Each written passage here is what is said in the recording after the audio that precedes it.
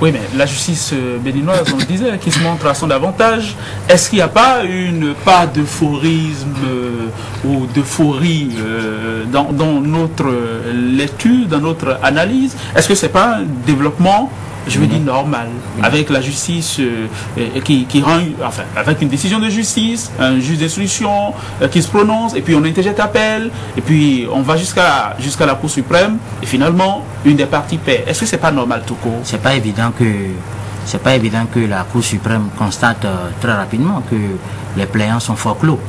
Vous savez, non, il faut reconnaître, je dis, vous n'avez pas de prouesse, mais reconnaître, disons, cet orgueil de la justice quand même qui veut toujours garder son indépendance. C'est ça qu'on doit saluer. Pouvoir, oui, il faut saluer. Parce qu'il est bien vivant et il y a équilibre des pouvoirs institutionnels. Ouais, elle dit le droit, elle n'a pas inventé la forclusion dans cette affaire. Elle a vraiment dit le droit, d'accord, je suis d'accord avec vous, mais elle a dit.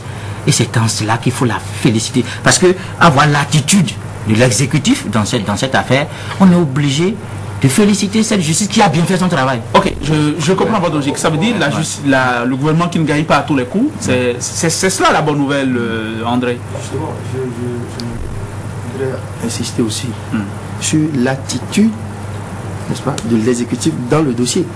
C'est-à-dire, on a senti comme une sorte d'acharnement contre les citoyens, puisque lorsque heureusement il a des avocats qui ne difficilement, il est difficile de leur arracher des mots par rapport à ce dossier-là. C'est difficile de tirer les verres du nez en ce qui concerne le dossier Adover-Landais. Mais lorsqu'il a été amené à dire, lorsqu'il a été amené à dire, à voir derrière cette affaire d'Adover-Landais des conséquences, pas des conséquences, mais des causes politiques, où il a même dit, il me rappelle ses allusions, on a l'impression qu'on veut obtenir quelque chose, et pour l'obtenir, il faut passer par cette incarcération d'Adover-Landais. Tout le monde, c'est public que le MCA que la petite bête que dirigeait dans le camp d'en face. Oui, moi je n'ai pas vu à travers les déclarations que Diogono avait faites à l'époque rien qu'un comportement d'avocat. Et vous savez, le MCA que dirigeait Adover-Landais, ça le mettait au devant de la scène. Ça lui donnait de la visibilité. Et lorsqu'on dit que le gars, il est potentiel candidat, ça ne peut pas, on ne peut pas laisser cet outil qu'est le MCA dans les mains d'un potentiel challenger, d'un potentiel adversaire. Donc, ça dit que faut pas aller trop vite en besogne, il ne faut pas faire des interprétations chaudes, mais ça dit que c'est vraiment évident. C'était évident qu'on ne pouvait pas laisser Adover-Landais dérouler, diriger le MCA comme ça. Et puis, il a été enlevé. Moi, je me pose une question. Pourquoi tout ça pour ça? Pour si peu? C'est-à-dire, l'enlever du MCA. Il a été enlevé du MCA. Pour vous, ça fait piche, quoi. Oui, en réalité. Maintenant, la justice a démontré son indépendance. On a vu, on a les pouvoirs, tout ça, en cassation et tout. Donc, c'est très important. La justice a montré son indépendance. Il faudrait que ce soit ainsi. Ça rassure les citoyens. Ça amène les citoyens à avoir confiance en ce troisième pouvoir. Ouais, ça n'arrive pas tous les jours. Ça n'arrive pas tous les jours. Vous savez, aujourd'hui, le commun des mortels, si on pense à la justice, c'est pour les riches, c'est pour ceux qui sont au pouvoir, c'est pour ceux qui sont puissants. Donc elle a redoré son blason, peut-être. Je pense qu'à travers ça, la justice béninoise a redoré son blason. Ça, il faut le dire. Donc, et pour finir, à mon niveau, par rapport à ce dossier, il n'y a pas que Adover-Landais dans le dossier. C'est pas Adover-Landais seul qui a été incarcéré. Il y a un autre aussi. Donc, oui, parce qu'on parle d'Adover-Landais. À Gossou. Donc, lui aussi, il a été libéré. Donc, c'est très important que Adover-Landais soit potentiel candidat ou pas. C'est qu'aujourd'hui, on retient quelque chose. Il n'est plus dans MCA. Et je me rappelle, et je me demande quelles ont été les conséquences de ce départ d'Adover-Landais dans l'exécution du MCA. Il faudrait bien qu'on réfléchisse également sur cet aspect-là de la question. Oui, ce matin... Il ne faut pas oublier que c'est un projet qu'il faut renouveler, mais là, est-ce que ce sera renouvelé ou pas? Voilà une autre interrogation. Je crois qu'on est en train d'équilibrer la balance.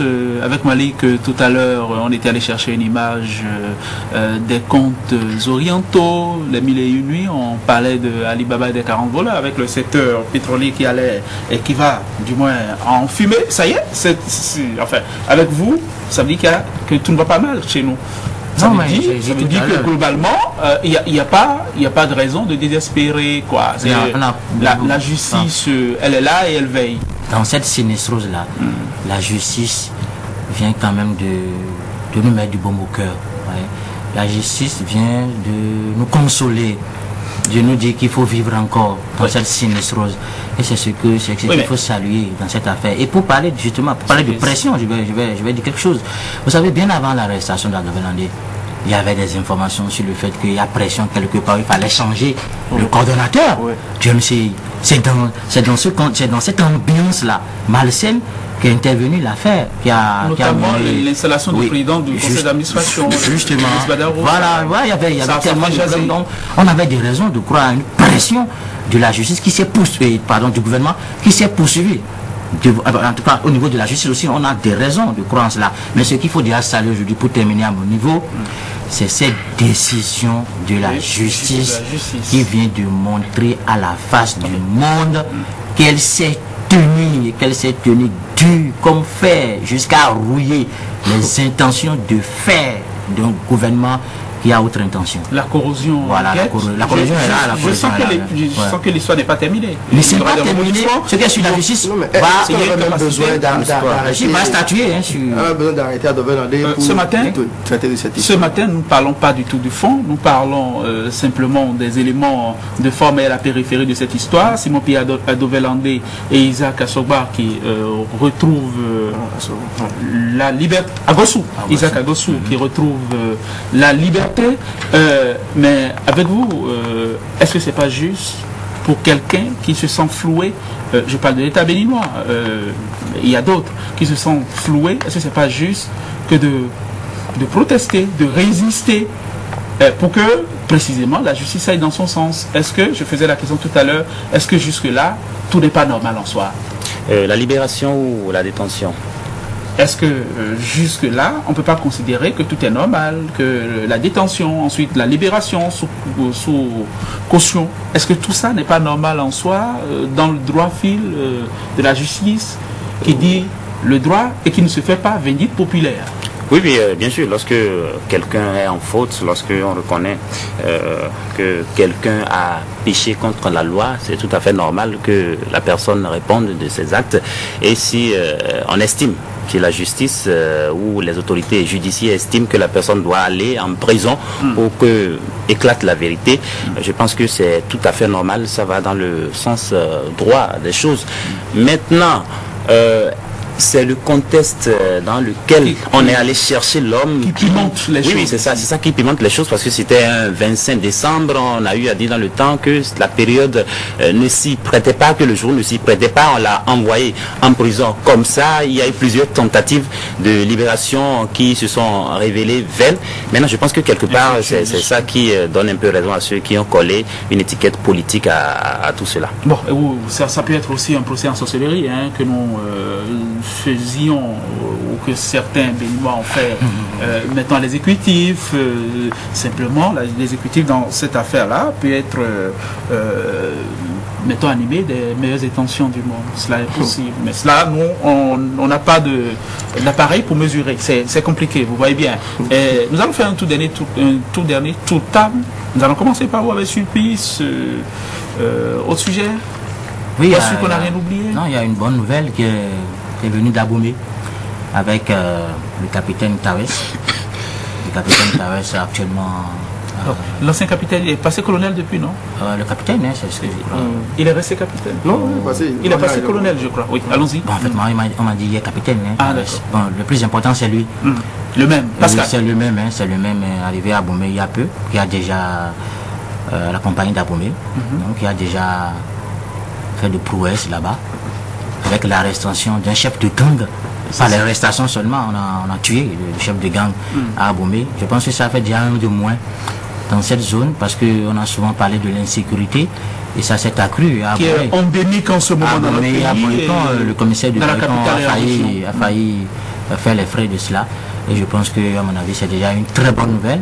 Et encore, on doit saluer cette vigilance et cet exploit en griffe du Tawes. Oui. Après la justice, décernerait des lauriers enfin de Laurier, à l'appareil sécuritaire. À Abomey, parce que dans les zones Djicha, Abomey, Boycon, il y a des coupeurs de route qui sévissent par là-bas aussi. Un peu partout, il y a 2 morts, donc je pense que c'est une très bonne chose, c'est une bonne nouvelle encore. Allez, justice et appareil sécuritaire vont se partager ce matin le Laurier d'or, la Palme d'or. Et c'est ça qui nous sort un peu de la sinistrose. Très bien, André. Oui, je pense que la seule manière d'encourager les forces de l'ordre, c'est d'appeler à ce qu'on leur donne les moyens. Vous avez vu ce reportage de Jean-Eudes qui montre un peu, à quel point nos forces de l'ordre sont démunies. À quel point est-ce que le combat est déséquilibré?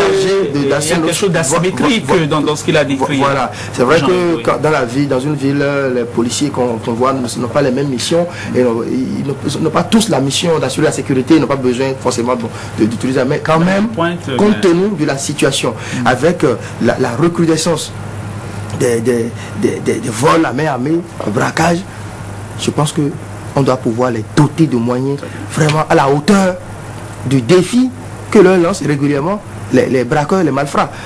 Vous savez, en pleine ville de Cotonou, on braque au vu et au sud de tout le monde, à plus forte raison dans les campagnes et dans les villes éloignées du pays. Donc, c'est vrai. Parce qu'il y a quelque chose de ridicule dans ce qu'on a vu là, et dans ce que nous voyons. Tout à fait. J'avais parlé même de quincaillerie.